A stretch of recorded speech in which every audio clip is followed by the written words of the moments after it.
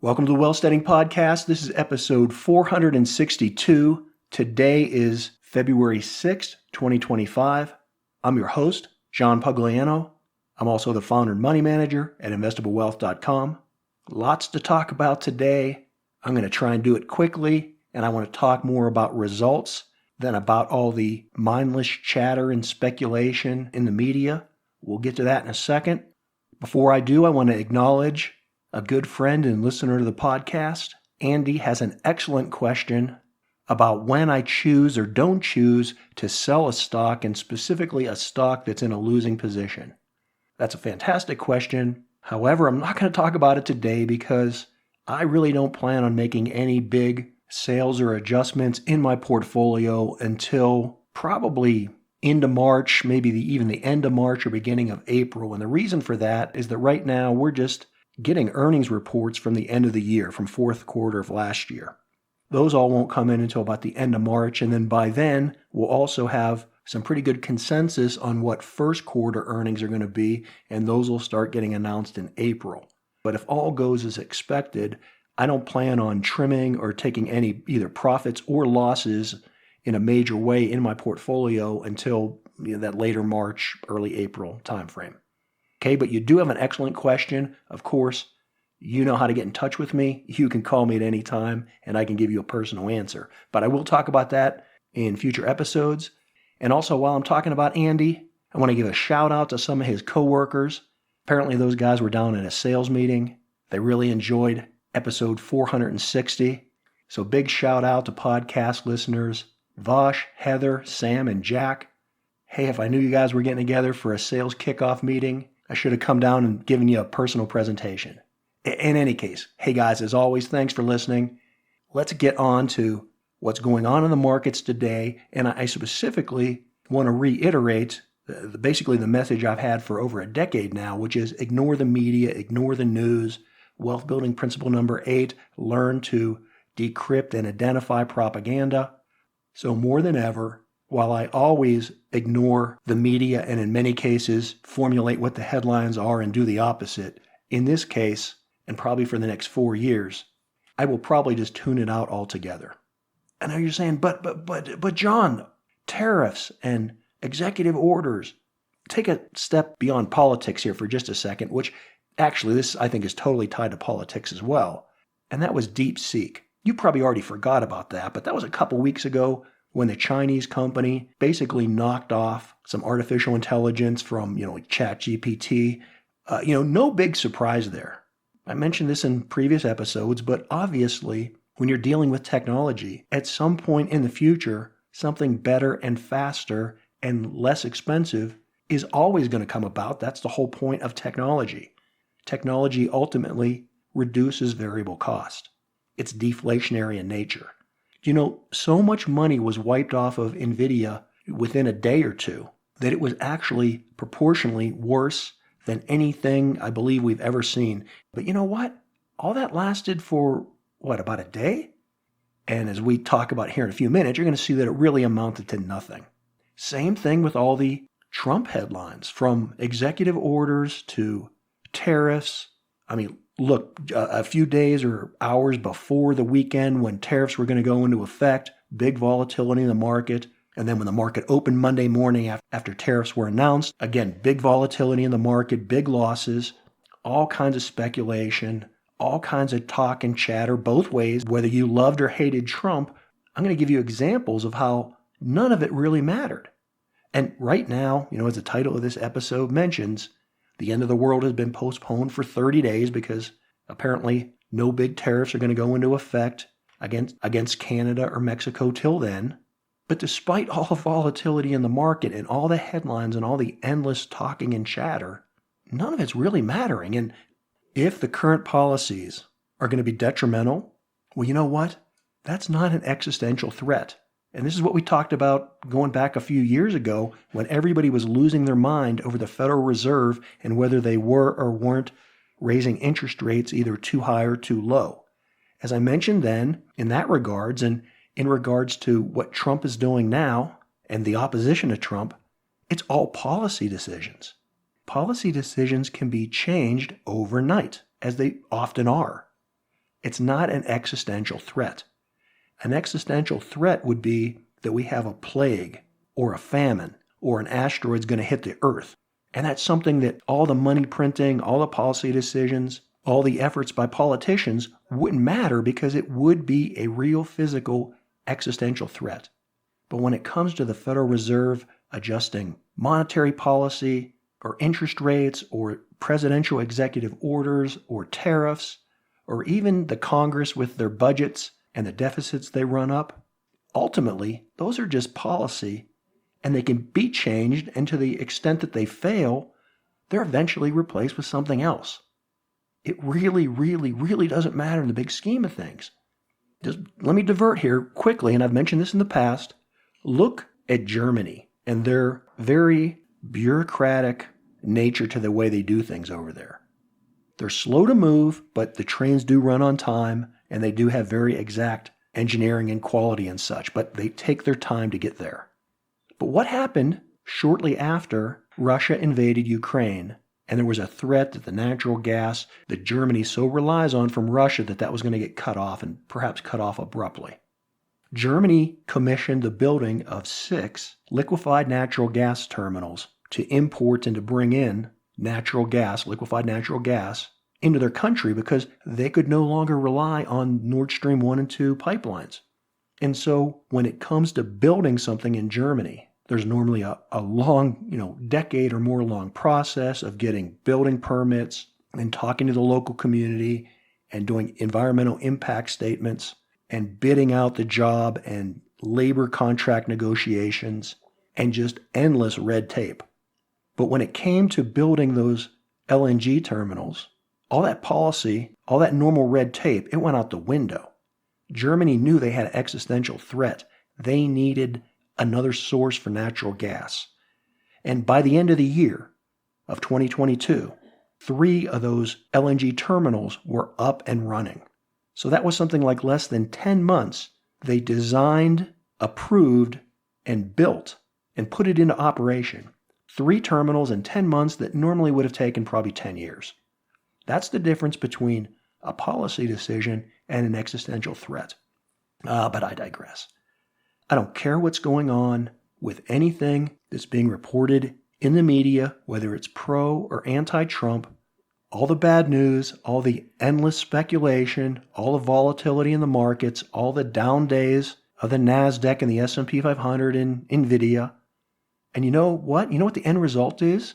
Let's look at the scorecard. Let's look at really what's going on year to date as we are now 37 or so days into the new year.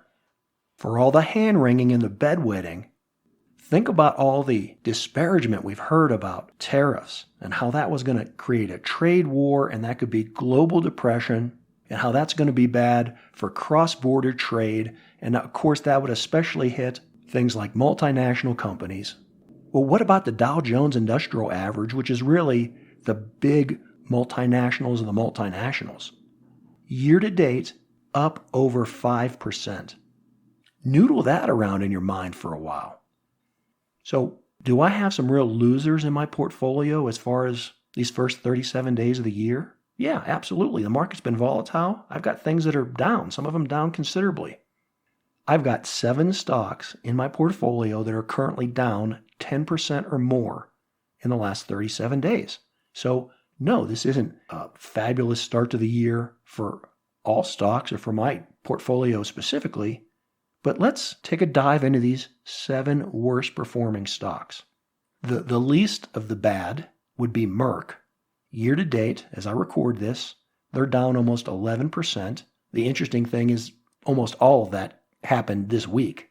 Because I think as of yesterday, they were down about 10%. They had an earnings announcement that didn't thrill Wall Street, and there's concern that, they have some drugs that are coming off patent and maybe they can't make a replacement on those. Actually, I think they're going to be just fine over the long run. Really don't care what happened yesterday. I'm looking at the next 3 years. But bottom line on Merck, and as I go through the rest of this list, these stocks that are down more than 10% as to the start of the year, they have little to nothing to do with all the headline turbulence.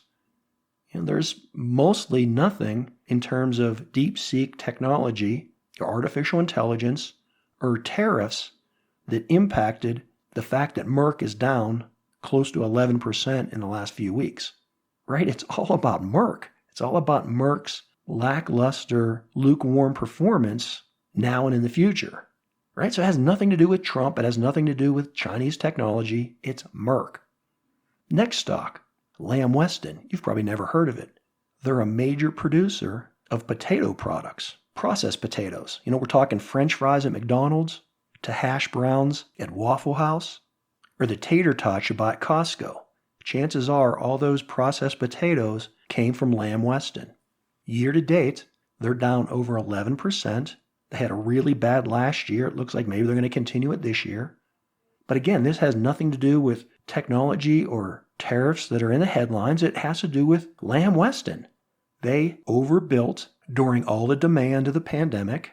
And now that a lot of those prices have come down and the demand has waned, they've got to re-rationalize and reorganize their business. It's not about Trump. It's not about DeepSeek. It's about Lamb Weston management. Another stock that I own that's had a horrible start to the year, and this is another one that actually just fell apart today because it's down like 18% today on bad earnings, and this is Huntington Ingersoll. They're a defense contractor. They deal mostly with naval vessels and naval warships and weapon systems. They've had a really bad quarter. And again, this has nothing to do with tariffs or executive orders or Chinese technology. It has everything to do with the business model and plan at Huntington Ingersoll.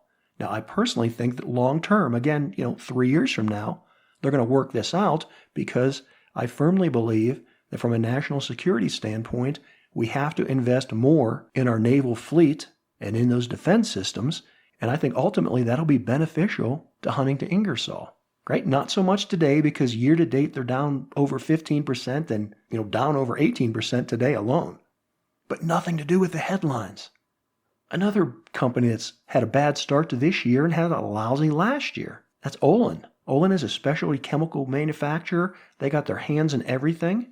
We're talking everything from ammunition to copper alloys to the components and backbones of epoxies and vinyls and plastics and who knows what. But you know why they had such a lousy start to the year? Because the specialty chemical business has been in a recession for the last 2 years, and all indications so far is that while things are probably getting better, it may not have totally bottomed out. Now, the jury is out on that because if you look at some of the other players in the industry, Eastman Chemical, it's another specialty chemical company in my portfolio, they've actually done quite well year to date. They're up over 10%, and that's because they had an excellent earnings announcement. And so maybe the tide is turning on that specialty chemical industry, which incidentally is why I own several stocks in that sector.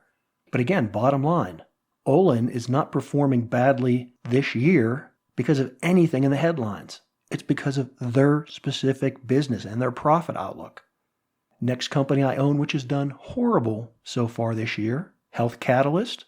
It's actually a local Utah company, headquartered just down the street from the elaborate Wellsteading broadcasting studios. They had been doing extremely well. They had a bad earnings report last quarter. We still have another maybe week or two before they announce how they finished out the year. But apparently some people don't think it's going to be very well because as of the start of this year, their stock has just crashed.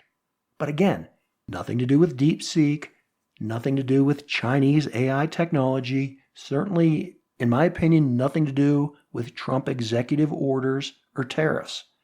It's all about Health Catalyst business. I know you're tired of me saying this. I'll just mention the other two stocks. I won't dwell on them. Globestar, it's a satellite company, down 23% year to date.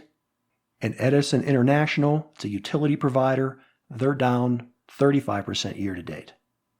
Globalstar, down so much because just recently, in the last week or two, Apple announced a partnership with Starlink. And up till now, most or all of Apple's satellite features have been coming from Globestar.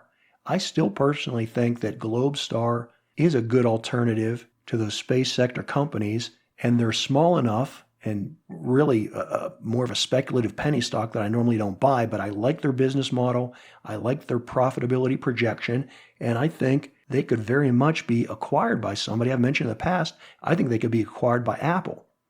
So yeah, the fact that they're down 23% doesn't make me happy. But you know what? Even just as of this week, I think as of yesterday, they're up like 7% just in the week alone. So it is a very small stock. It is going to be very volatile. That's why I just own a little bit of it, right? I'm not betting the farm on it. And then again, Edison International, guess what? It's all about wildfires in California that happened, back at the end of the year and the start of this year. Every time there's wildfires in places like California or Texas, the utilities drop precipitously. There's worries about lawsuits and compensation. And you know what? It doesn't bother me at all. In fact, if I didn't already own so much of Edison, I'd probably go out and buy more because from a historical perspective, every time these utilities tank during a wildfire situation, they almost always recover. And I think when all the California wildfire blame game is over, Edison is going to do just fine. So again, those stocks that I just mentioned, all down 10% or more in the last 37 days, virtually nothing to do with anything in the headlines. It's all about the particular stock performance. And you're probably saying, John, all those stocks down more than 10%? Oh, you must be having a horrible start to the year. You must be having sleepless nights. No, I don't care at all.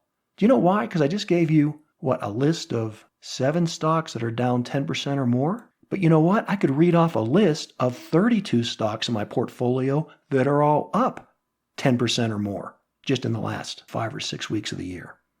Now, I'm not going to belabor the point of reading out all these like I did on those 7 because there's too many, but I do want to focus on the top 5. And of the top 5, the bottom 5th is Meta, Facebook. Guess what? Meta in the last 37 days is up almost 21%. The next one, Centrus Energy. This is a company that processes uranium. If you've been listening to me, you know I've been a big proponent of where we're headed with nuclear energy. Centrus is a very volatile stock. It was up nearly 70% last year. So far, start of this year, even though it had a big drop when there was a fear that DeepSeek was going to drastically reduce the power output. Remember that podcast episode I talked about that in? Well, Centrus Energy, year to date, up 21%. Next company, another tech stock, CrowdStrike, up nearly 22% in the last few weeks. And one that is up over 22%, GE Aerospace. And again, if tariffs and cross-border trade were going to be such a big issue, you would think that a major manufacturer like GE Aerospace, which has contracts all over the world, that the threat of tariffs would really be hurting their business. Well, they're up nearly 23% year to date. And finally, and this gets back to the energy story, Constellation Energy, year to date, up over 38.5%. Okay, I'm done beating that dead horse. Bottom line, as I always say, ignore the headlines, look at the data, and don't get all wrapped up in policy because markets adjust and people adapt. Hey, until next time, as always, this is John Pugliano wishing you the very best returns.